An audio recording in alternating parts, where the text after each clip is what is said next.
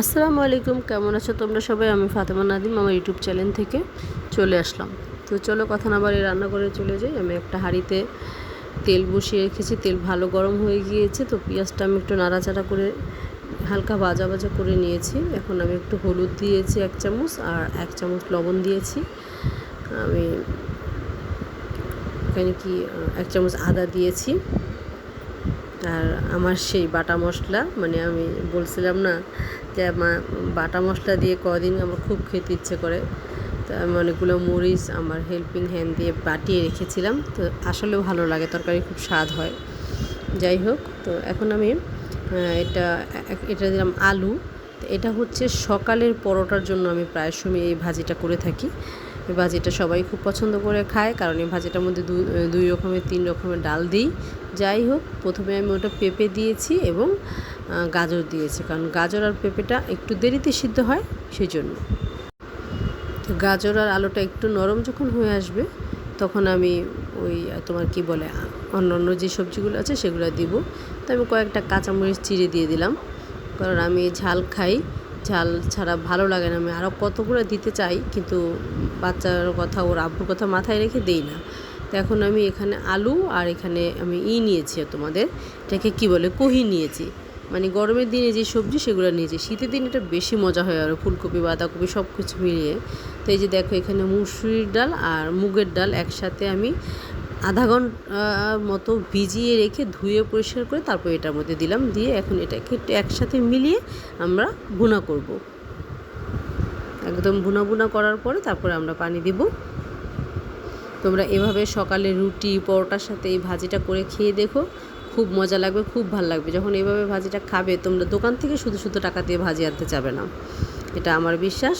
তো তোমরা একবার খেয়ে দেখো, খেয়ে আমাকে জানিও, আমারকে কমেন্ট করে বলে দিও যে আপু হ্যাঁ ভালো হয়েছিল, আসলেও মজা লেগেছিল, বা ভালো না হলেও বলো, তাহলে আমি আরও বেটার কিছু দিতে চেষ্টা করব। আর আমার ভিডিওটা যদি ভালো লাগে, একটা লাইক কমেন্ট দিয়ে পাশে থেকো, আর আমার চ্যানেলটা সাবস্ক্রাইব করে দিও।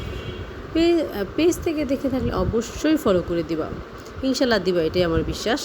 আচ্ছা, যাই হোক, এখানে আমি আরেকটা হাঁড়িতে তেল গরম করে পেঁয়াজটা নেড়েছে আমি কতগুলা চিংড়ি মাছ দিয়ে দিলাম। তো চিংড়ি মাছটা আমি একটু কেটে কেটে দিয়েছি, কারণ সত্যি বলতে আজকে ফ্রিজে তেমন মাছ ছিল না, তো অল্প একটু মাছ ছিল, এই মাছটা রেখেছিলাম আমি ভর্তার জন্য। যাই হোক, এখন এটা দিয়ে রান্না করতেছি, আর তরকারির পরিমাণও কম, তো মাছটা একটু কেটে নিলাম, গ্রান হয়ে যে দেখো আমার মরিচ বাটা যে কথা যেটা বলছিলাম।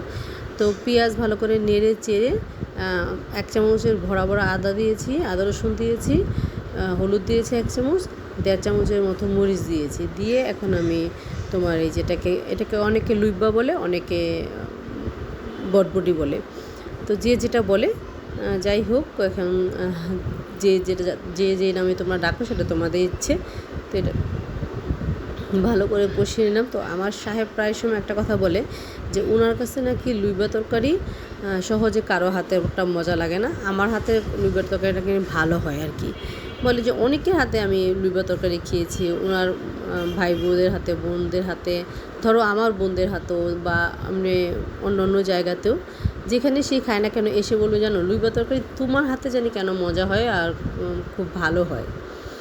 ও খুব পছন্দ করে আমার হাতে এই তরকারিটা।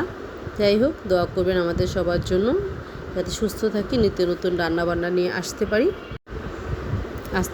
আর যে যেখান থেকে কমেন্ট করছেন না কেন, আমাকে বলেন যে অমুক জায়গা থেকে কমেন্টটা করছি, তাহলে আমার ভালো লাগবে কোথা থেকে কমেন্টটা করেছেন। তো আমি এখানে ধনেপাতাটা দিয়ে দিলাম। তো এই তো আমার কাজ শেষ, এখন আমি কাজটা শেষ হয়ে গেছে, বন্ধ করে দিলাম।